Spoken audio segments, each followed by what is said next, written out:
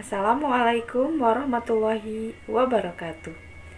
Hai adik-adik, berjumpa lagi di channel Bu Leni, channelnya pembelajaran online.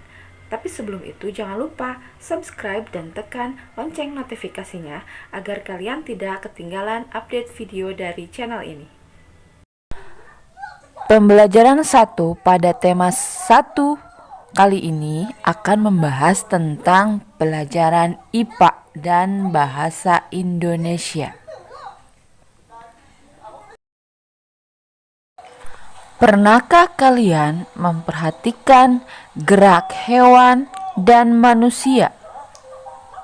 Mari kita pelajari organ gerak hewan dan manusia.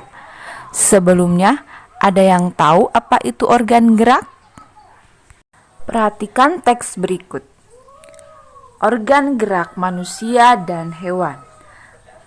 Salah satu ciri dari makhluk hidup itu adalah bergerak. Secara umum, gerak dapat diartikan berpindah tempat atau merubah posisi sebagian atau seluruh bagian tubuh.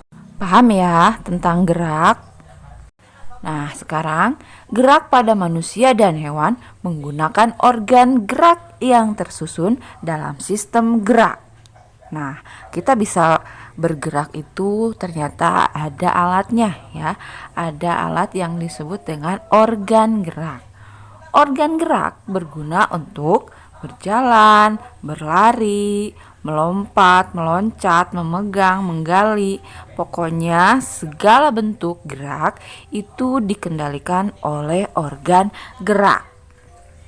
Pada umumnya organ gerak manusia dan hewan itu hampir sama. Alat-alat gerak yang digunakan pada manusia dan hewan itu ada dua macam. Yang pertama yaitu organ gerak pasif. Organ gerak pasif berupa tulang.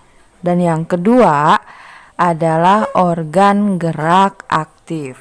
Kedua alat gerak ini bekerja sama untuk membuat suatu gerakan. Ya. Kerjasama di antara keduanya ini disebut dengan sistem gerak. Lalu, mengapa tulang disebut alat gerak pasif? Karena tulang tidak dapat bergerak dengan sendirinya. Tanpa adanya alat gerak aktif yang mempengaruhi, maka si tulang tidak dapat bergerak. Lalu bagaimana si tulang itu dapat bergerak? Yaitu dengan bantuan organ gerak aktif. Organ gerak aktif ini berupa otot. Pada saat otot yang menempel pada tulang itu bergerak, maka otot tersebut akan membuat tulang bergerak. Nah, ini disebutnya dengan sistem gerak.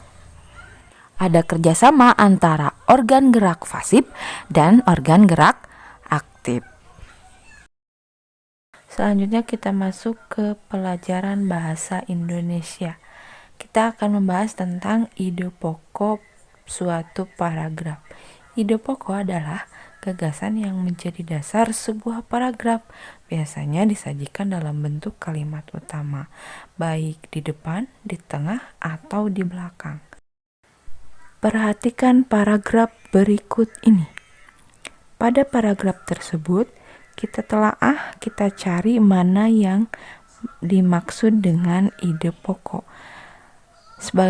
Sebagaimana tadi dijelaskan bahwa ide pokok itu adalah merupakan gagasan dari suatu paragraf dan bisa jadi disebut dengan kalimat utama.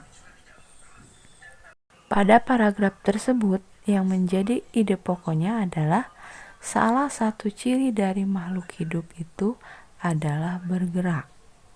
Nah, ini berada di awal paragraf. Kemudian dijelaskan dengan kalimat pengembang. Secara umum, gerak dapat diartikan berpindah tempat atau perubahan posisi sebagian atau seluruh bagian dari tubuh. Nah, itu disebut dengan kalimat pengembang, yaitu penjelasan dari ide pokok. Paham sampai sini? Ada yang mau ditanyakan? Silahkan tulis di kolom komentar. Terima kasih. Assalamualaikum warahmatullahi wabarakatuh.